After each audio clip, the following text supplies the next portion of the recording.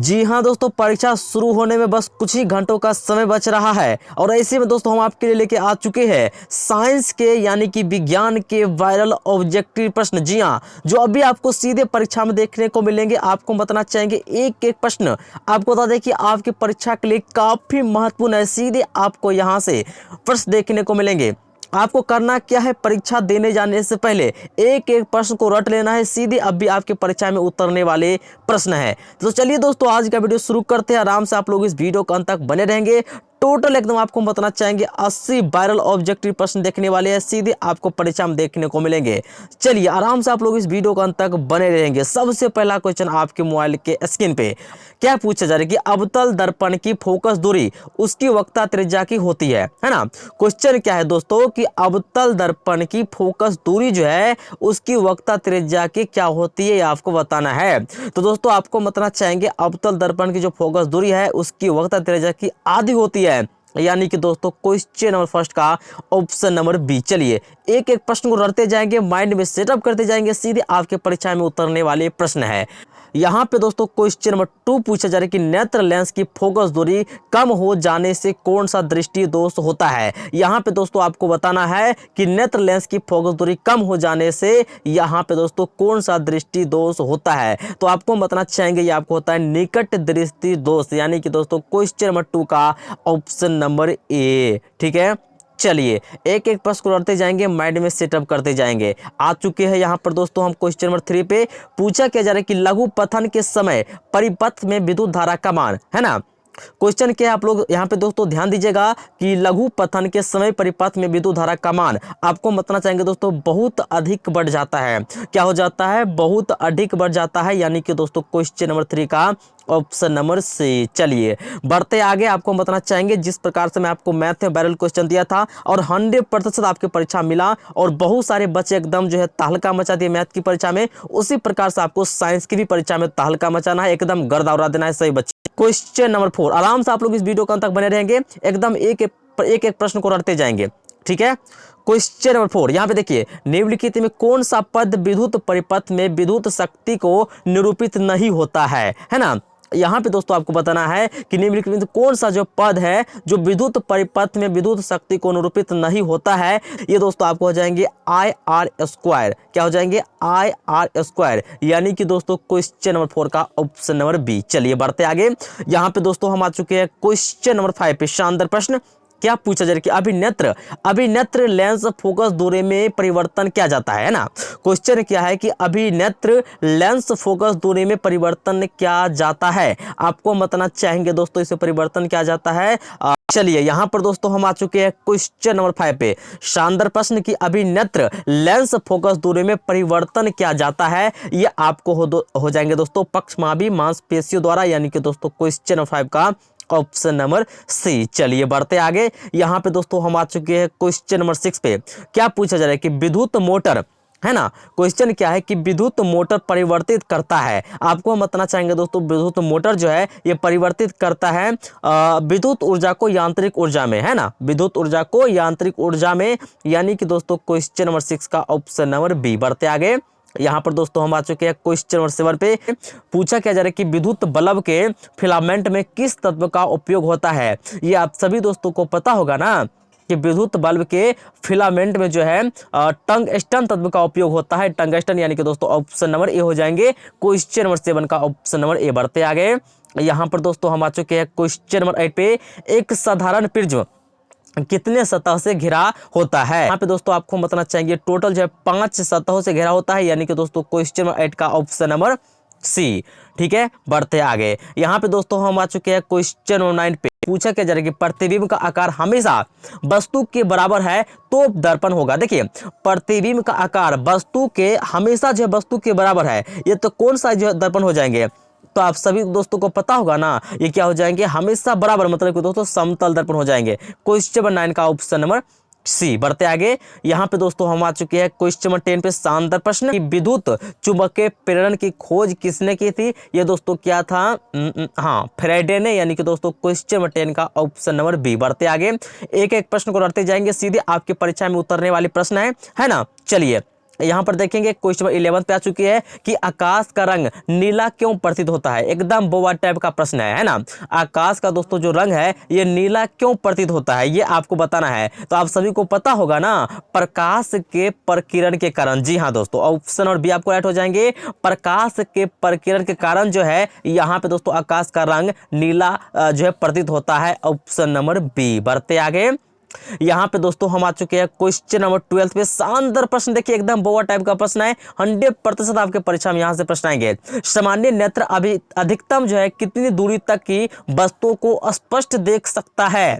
आप सभी दोस्तों को पता होगा दोस्तों, देखिए सामान्य नेत्र अधिकतम है ना, सामान्य नेत्र की बात की जा रही है तो अनंत हो जाएंगे। क्या हो जाएंगे? अनंत है ना, इन्फिनिटी हो जाएंगे। ऑप्शन नंबर डी हो जाएंगे क्वेश्चन नंबर 12 का ऑप्शन नंबर डी। बढ़ते आगे, यहाँ पे दोस्तों हम आ चुके हैं क्वेश्चन नंबर 13 पे। शानदार प्रश्न देखिए, लेंस की क्षमता एसआई मात्रक है। लेंस की क्षमता है ना, लेंस की क्षमता का एसआई मात्रक है। आपको ये बताना क्या हो जाएंगे, क्या होता है दोस्तों, देखिए ये आपको होता है हाँ 1 पर मीटर होता है। क्या होता है? 1 पर मीटर। और इसी को दोस्तों हम लिख सकते हैं मीटर इनवर्स। ठीक है, 1 पर मीटर को हम लिख सकते हैं मीटर इनवर्स। यानी कि दोस्तों क्वेश्चन नंबर यहाँ पे 13 का ऑप्शन आपको सी देखने को मिल रहा है। चलिए एकदम एक एक प्रश्न को रटते जाएंगे, माइंड में सेटअप करते जाएंगे। शानदार प्रश्न आपकी परीक्षा के लिए आ चुके हैं। यहाँ पर दोस्तों हम क्वेश्चन नंबर 14 पे कि अभिक्रिया, और यहाँ पे दोस्तों आपको इस प्रकार से दिया गया है CuO plus H2 tends to Cu plus H2O में किसका उपचयन होता है। देखिए इस अभिक्रिया में दोस्तों आपको बताना है कि किसका जो है उपचयन हो रहा है ना। तो आपको बताना चाहिए, देखिए दोस्तों ये तो पता ही चल रहा है किसका हो रहा है, ये दोस्तों H2 का जो है उपचयन हो रहा है। यानी कि आपको यहाँ पे ऑप्शन बी हो जाएंगे क्वेश्चन नंबर 14 का ऑप्शन नंबर बी। बढ़ते आगे, H2 मतलब कि दोस्तों आपको हाइड्रोजन हो जाएंगे। क्वेश्चन नंबर 14 का ऑप्शन नंबर बी। बढ़ते आगे, यहाँ पे दोस्तों हम आ चुके हैं क्वेश्चन नंबर 15 पे। शानदार प्रश्न कि सोडियम की संयुक्ता क्या है ना। यहाँ पे दोस्तों आपको बताना है कि what is the valency of Na, यानी कि दोस्तों सोडियम का वैलेंसी बताना है। किसको नहीं पता होगा मेरे प्यारे साथियों, वैलेंसी ज्ञात करना है। देखिए 11 होता है। चलिए अब इसको तोड़ेंगे तो सबसे पहले यहाँ पे लिखेंगे 2,8,1। देखिए लास्ट में कितना 1 आया ना, यही तो होता है दोस्तों वैलेंसी। यानी कि दोस्तों आपको हो जाएंगे ऑप्शन नंबर ए हो जाएंगे क्वेश्चन नंबर 15 का ऑप्शन नंबर ए। बढ़ते आगे, यहाँ पर दोस्तों हम आ चुके हैं क्वेश्चन नंबर 16 पे। एकदम देखिए बउआ टाइप का प्रश्न है। एल्केन का सामान्य सूत्र है। एल्केन किसको नहीं पता है मेरे प्यारे साथियों, एल्केन मतलब कि दोस्तों CnH2n प्लस 2। तो क्वेश्चन नंबर 16 का ऑप्शन नंबर सी। एकदम बउआ टाइप का प्रश्न है। ऐसा ही प्रश्न आपको सीधे परीक्षा में देखने को मिलेंगे। आराम से आप जो है साइंस की परीक्षा में 80 में 80 अंक हासिल कर सकते हैं। ठीक है, चलिए आराम से आप लोग इस वीडियो का अंत तक बने रहेंगे। आ चुके हैं यहाँ पर दोस्तों हम क्वेश्चन नंबर 17 पे। पूछा क्या जा रहा है कि उदासीन विलयन का pH मान क्या होता है। आपको दोस्तों बताना है कि उदासीन विलयन का pH मान क्या होता है। आपको हम बताना चाहेंगे दोस्तों उदासीन विलयन का pH मान 7 के बराबर होता है, जो है ना 7 के बराबर होता है। यानी कि दोस्तों क्वेश्चन नंबर 17 का ऑप्शन नंबर सी। बढ़ते आगे, यहाँ पर दोस्तों हम आ चुके हैं क्वेश्चन नंबर 18 पे। पूछा क्या जा रहा है कि आवर्त सारणी में कितने वर्ग है। देखिए यहाँ पे आपको बताना है कि दोस्तों कि आवर्त सारणी में कुल कितने वर्ग है। ये काफी महत्वपूर्ण है आपके परीक्षा के लिए, आपके परीक्षा में देखने को मिलेंगे। आपको हम बताना चाहेंगे दोस्तों आवर्त सारणी में कुल जो है वर्ग 18 है। यानी कि दोस्तों क्वेश्चन नंबर 18 का ऑप्शन नंबर डी हो जाएंगे। चलिए बढ़ते आगे, यहाँ पे दोस्तों हम आ चुके हैं क्वेश्चन नंबर 19 पे। देखिए कौन सा अधातु विद्युत का सुचालक होता है। ये दोस्तों आपको बताना है कि कौन सा जो अधातु है ना, जो विद्युत का यहाँ पे दोस्तों सुचालक होता है। और यहाँ पे दोस्तों आपको 4 ऑप्शन दिया गया है। कौन कौन सा ऑप्शन दिया गया है? सल्फर है, क्लोरीन है, ग्रेफाइट है, फास्फोरस है। इस चारों में से दोस्तों आपको बताना है कि कौन सा जो अधातु है विद्युत का सुचालक होता है। तो आपको हम बताना चाहेंगे दोस्तों जो ग्रेफाइट है ना, ये विद्युत का सुचालक होता है। यानी कि दोस्तों क्वेश्चन नंबर 19 का ऑप्शन नंबर बी। बढ़ते आगे, यहाँ पे दोस्तों एक एक प्रश्न को रटते जाएंगे, माइंड में सेटअप करते जाएंगे। देखिए यहाँ पे दोस्तों हम आ चुके हैं क्वेश्चन नंबर 20 पे। कार्बन क्या है दोस्तों, कितना मतलब एकदम बहुआ टाइप का प्रश्न पूछा है। कार्बन क्या है आपको नहीं पता है दोस्तों। देखिए कार्बन क्या है दोस्तों, आप सभी को पता होगा ना, कार्बन एक अधातु पदार्थ है। यानी कि दोस्तों क्वेश्चन नंबर 20 का ऑप्शन नंबर बी हो जाएंगे, नॉन मेटल हो जाएंगे। क्वेश्चन नंबर 20 का ऑप्शन नंबर बी। बढ़ते आगे, यहाँ पे दोस्तों हम आ चुके हैं क्वेश्चन नंबर 21 पे। निम्न में से कौन दुर्लभ यहाँ पे दोस्तों अम्ल है ना, दुर्बल यहाँ पे दोस्तों अम्ल है, ये आपको बताना है। और यहाँ पे दोस्तों आपको 4 ऑप्शन दिया गया है।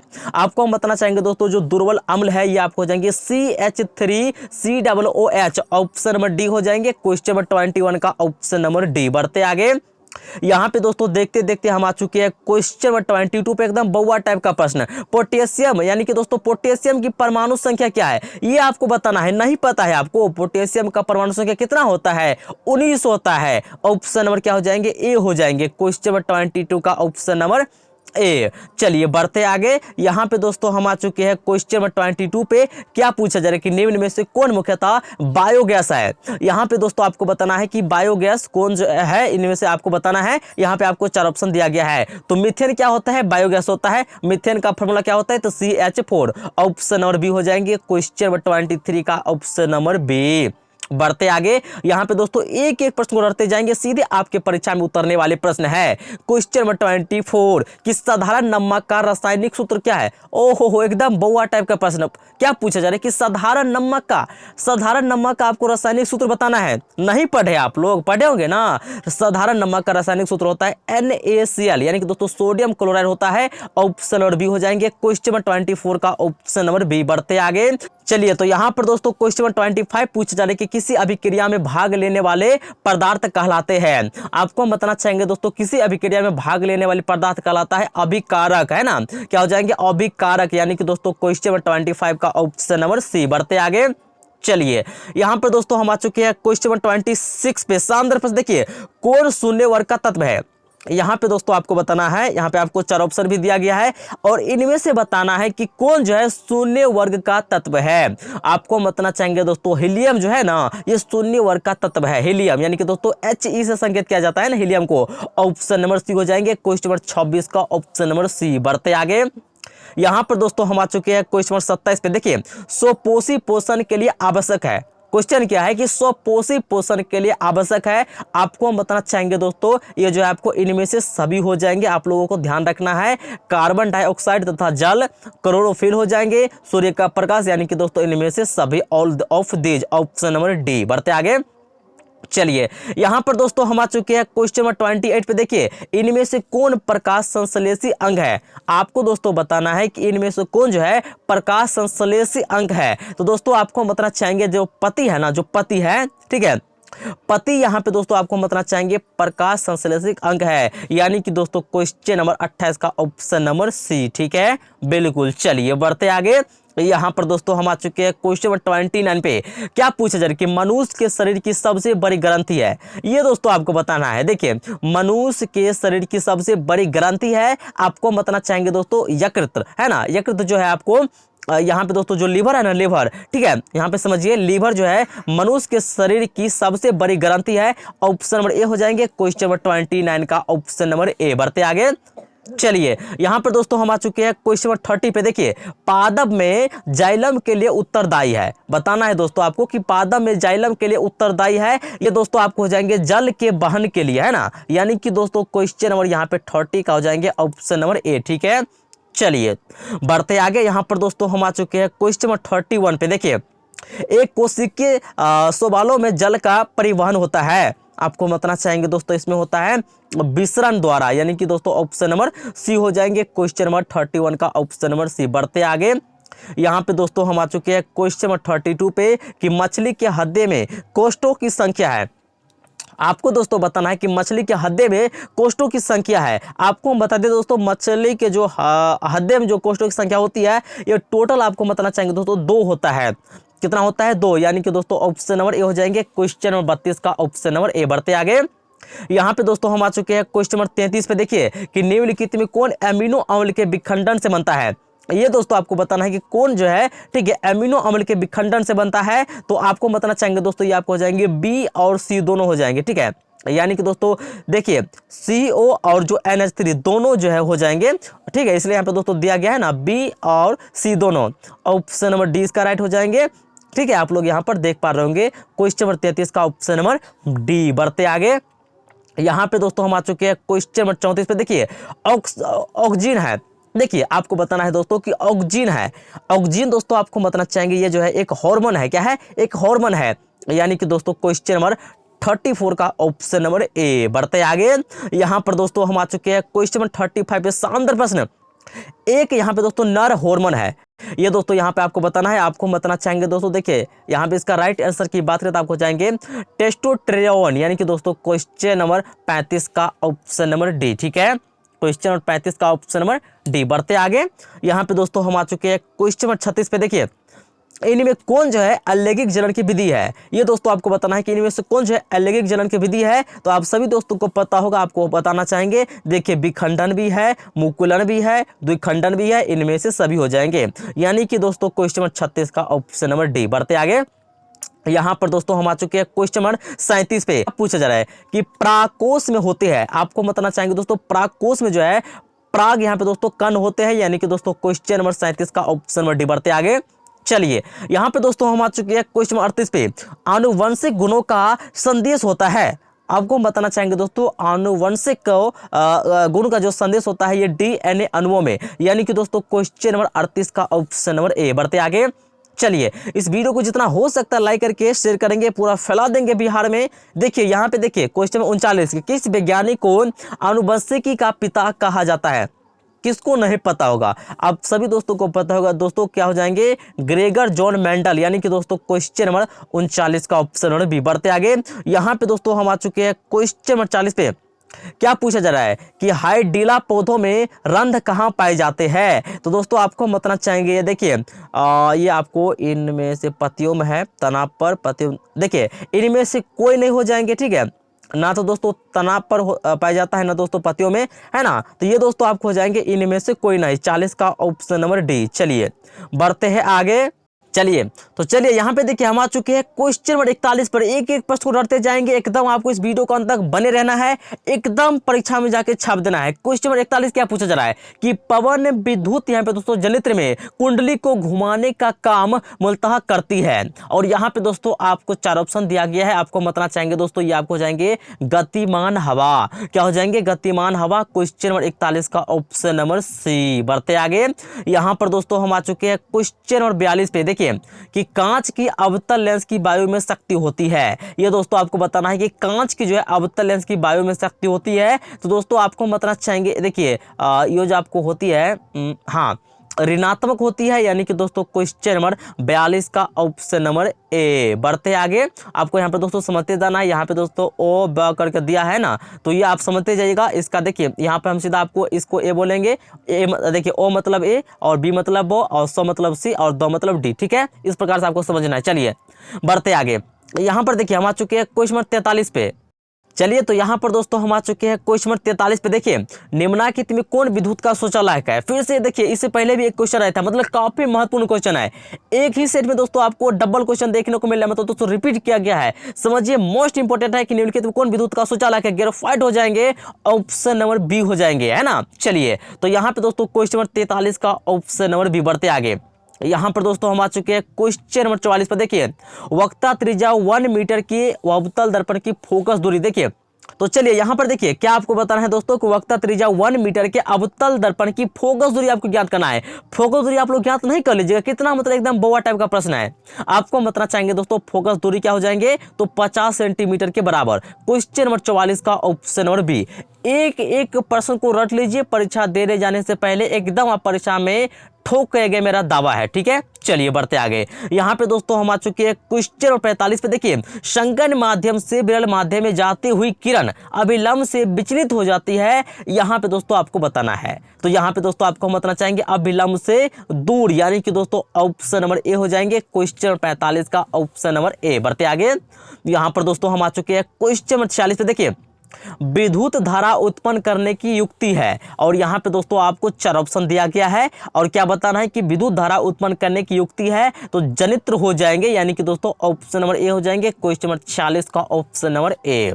चलिए बढ़ते आगे, यहाँ पर दोस्तों हम आ चुके हैं क्वेश्चन नंबर 47 पे कि ऊर्जा का पारंपरिक स्रोत है। तो दोस्तों आपको बताना चाहेंगे, ये आपको हो जाएंगे कोयला, यानी कि दोस्तों क्वेश्चन नंबर 47 का ऑप्शन नंबर सी। बढ़ते आगे, एक भी प्रश्न आपको इससे बाहर नहीं आने वाले हैं। एक एक प्रश्न को रट लीजिए, एकदम परीक्षा में आपको छाप के आना है। कांच की एक समांतर पट्टिका पर श्वेत किरण तिरछी आपतित होती है, निम्नलिखित में कौन प्रथम यहाँ पे दोस्तों अवर्तना के साथ घटित यहाँ पे दोस्तों होगा। तो आपको मतलब चाहेंगे, देखिए ये आपको हो जाएंगे विक्षेपण, डिस्पर्सन, यानी कि दोस्तों क्वेश्चन नंबर 48 का ऑप्शन नंबर बी। बढ़ते आगे, यहाँ पर दोस्तों हम आ चुके हैं क्वेश्चन नंबर 49 पे। देखिए क्या क्वेश्चन है कि हमारे घरों में जो विद्युत आपूर्ति की जाती है वो है, तो ये दोस्तों मैं आपको कितना बार बताया हूं ना कि 220 वोल्ट प्रतिवर्ती धारा हो जाएंगे, है ना, यानी कि दोस्तों क्वेश्चन नंबर 49 का ऑप्शन नंबर सी। बढ़ते आगे, यहाँ पर दोस्तों हम आ चुके हैं क्वेश्चन नंबर देखिए 50 पे।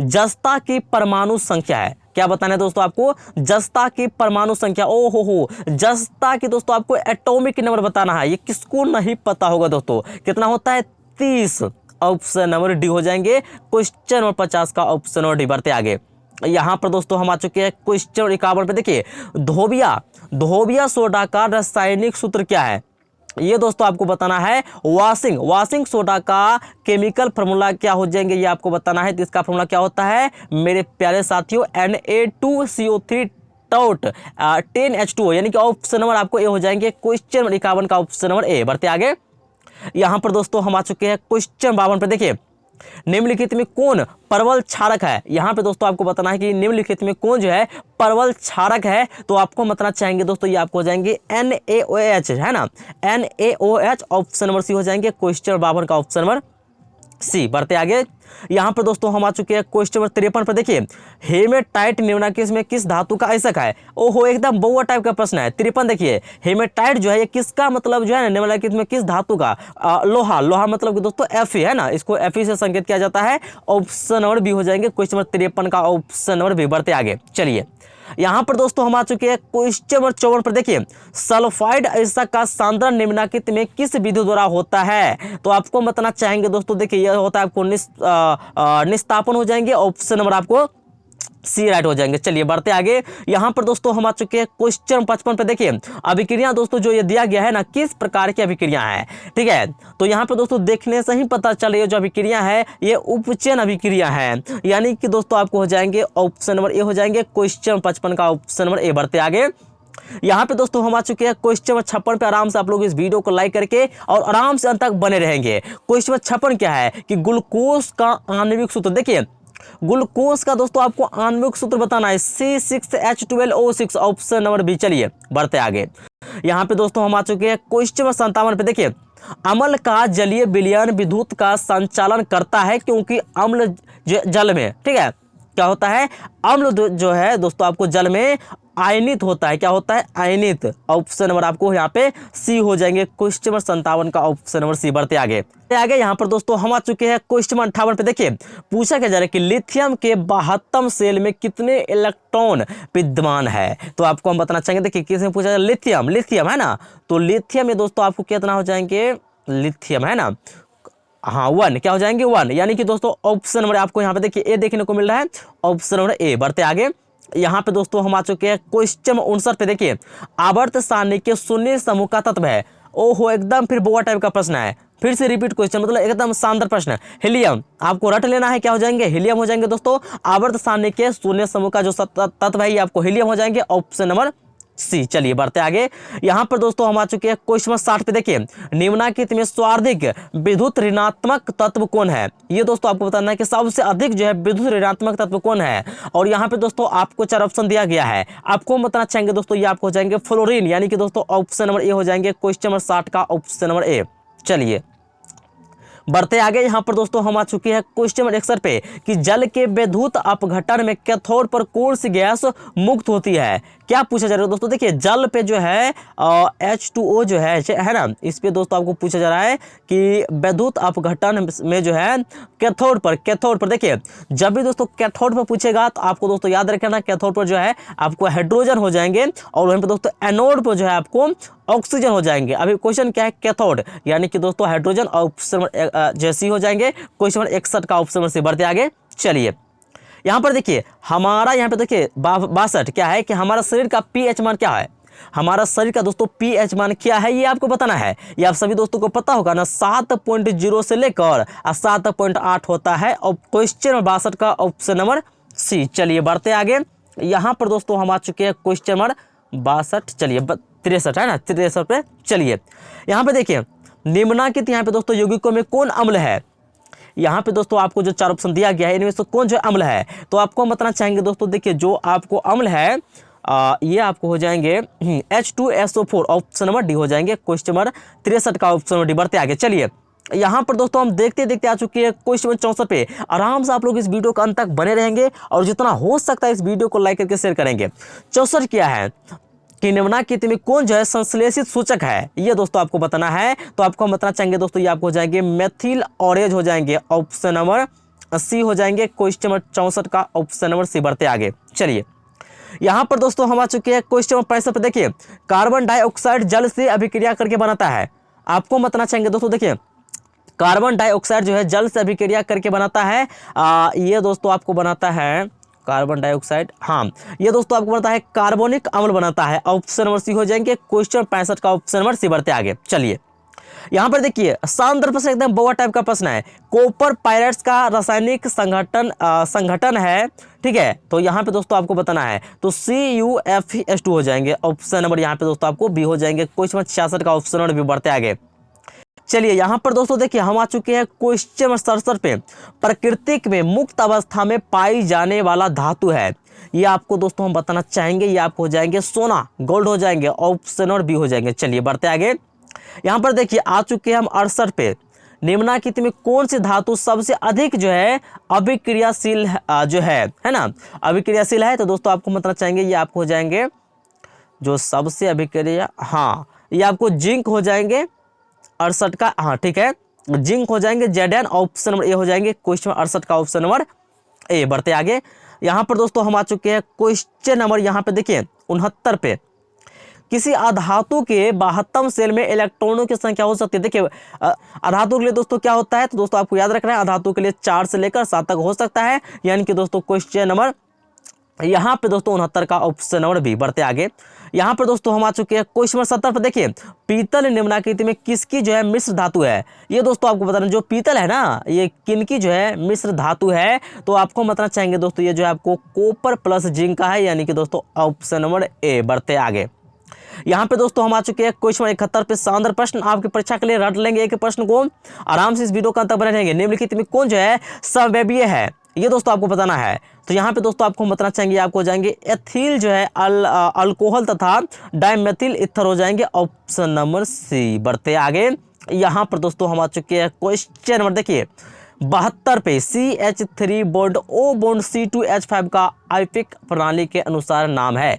इसका दोस्तों आपको नाम बताना है, एकदम बोवा टाइप का प्रश्न है। आपको बताना चाहिए क्या नाम हो जाएंगे, प्रोपोक्सी मिथेन हो जाएंगे, यानी कि दोस्तों ऑप्शन नंबर बी। बढ़ते आगे। यहाँ पे दोस्तों हम आ चुके हैं क्वेश्चन 73 पे। लोहे की अभिक्रिया भाप से जो है कराने पर लोहे का जो कौन सा ऑक्साइड बनता है, ये दोस्तों आपको बताना है। तो यहाँ पे दोस्तों आपको हम बताना चाहेंगे, ये बनता है Fe3O4। Option number A. बढ़ते आगे।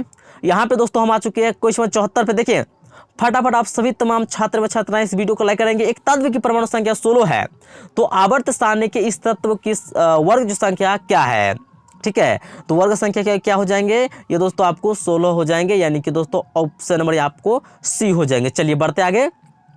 यहाँ पर दोस्तों हम आ चुके हैं क्वेश्चन नंबर 75 पे। निम्नलिखित में कौन सी धातु तनु सल्फ्यूरिक अम्ल के साथ अभिक्रिया नहीं करती है ना, ये दोस्तों आपको बताना है। ये दोस्तों आपको कॉपर हो जाएंगे। ऑप्शन नंबर सी हो जाएंगे। क्वेश्चन 75 का ऑप्शन नंबर सी। बढ़ते आगे। यहाँ पे दोस्तों हम आ चुके हैं क्वेश्चन नंबर 76 पे। देखिए शानदार प्रश्न कि एक मिश्र धातु में 90% Cu और 10% टीन है, इस मिश्र धातु का नाम है, ये दोस्तों आपको बताना है। तो आपको बताना चाहिए, आपको हो जाएंगे ब्रोंज, यानी कि दोस्तों ऑप्शन नंबर आपको बी हो जाएंगे। चलिए बढ़ते आगे। यहाँ पे दोस्तों हम आ चुके हैं क्वेश्चन नंबर 77 पे। देखिए कि जिंक यहाँ पे दोस्तों पूछा जा रहा है कि सोडियम है ना हाइड्रोक्साइड के साथ प्रतिक्रिया कर बनाता है। देखिए ये जो दोस्तों आपको बनाता है ये आपको H2 गैस बनाता है। ऑप्शन नंबर आपको ए हो जाएंगे। क्वेश्चन नंबर यहाँ पे दोस्तों 77 का ए। चलिए यहाँ पर दोस्तों हम आ चुके हैं क्वेश्चन नंबर 78 पे। देखिए निम्नलिखित में कौन सी धातु वायु में उच्च ताप पर गर्म किए जाने पर भी ऑक्सीजन से संयोग नहीं करती है? तो आपको बताना चाहेंगे दोस्तों, ये आपको जाएंगे आर्गन। यानी कि दोस्तों क्वेश्चन नंबर यहाँ पे 78 का ऑप्शन नंबर सी बढ़ते आगे। यहाँ पर दोस्तों हम आ चुके हैं क्वेश्चन नंबर 79 पे। देखिए, ऐसक में उपस्थित अपद्रव कहलाते हैं। ये दोस्तों आपको बताना चाहेंगे, ये आपको कहलाता है गैंग। यानी कि दोस्तों ऑप्शन नंबर आपको यहाँ पे सी हो जाएंगे, क्वेश्चन 79 का ऑप्शन नंबर सी। चलिए यहाँ पर दोस्तों हम आ चुके हैं क्वेश्चन नंबर 80 यानी कि दोस्तों 80 पर, और ये इस सेट का लास्ट प्रश्न है। आपको हम बताना चाहेंगे, आपको परीक्षा में देखिए 80 ऑब्जेक्टिव प्रश्न रहेगा, जिसमें से आपको 40 ही प्रश्न का जवाब देना है। यानी कि दोस्तों 40 प्रश्न आपको वैसे चुन चुन कर बनाने हैं जो आपको आते हैं। इजिली दोस्तों आप आराम से ऑब्जेक्टिव 40 बना सकते हैं, कोई दिक्कत कोई परेशानी वाली बात नहीं है। इस वीडियो को एक बार और रिविजन कर लीजिए, जितना हो सकता है 1 से 2 बार 3 बार देख लीजिए इस वीडियो को, और एकदम आप परीक्षा में एकदम जो है पेपर को तोड़ मरोड़ कर रख दीजिएगा। चलिए इस प्रश्न का जवाब जानते हैं। क्वेश्चन 80, निम्नलिखित में किस गुण के कारण धातु के तार बनाए जाते हैं? ये दोस्तों आपको बताना है। आपको हम बताना चाहेंगे दोस्तों, इसका ये जो कारण है, ये आपको तन्यता हो जाएंगे, ऑप्शन नंबर सी हो जाएंगे, क्वेश्चन नंबर 80 का ऑप्शन नंबर सी। ठीक है, चलिए दोस्तों आज का वीडियो हम यहीं पे समाप्त करते हैं। एकदम टॉप 80 वायरल प्रश्न देखे हैं, काफी सारे प्रश्न आपको सीधे अभी परीक्षा में देखने को मिलेंगे। तो एक एक प्रश्न को रट लेंगे, माइंड में सेटअप कर लेंगे, सीधे आपके परीक्षा में उतरने वाले प्रश्न है। चलिए तो आपसे हम फिर मिलते हैं एक नेक्स्ट क्लास में न्यू वीडियो के साथ। तब तक के लिए आप सभी दोस्तों को वीडियो देखने के लिए दिल से बहुत बहुत धन्यवाद।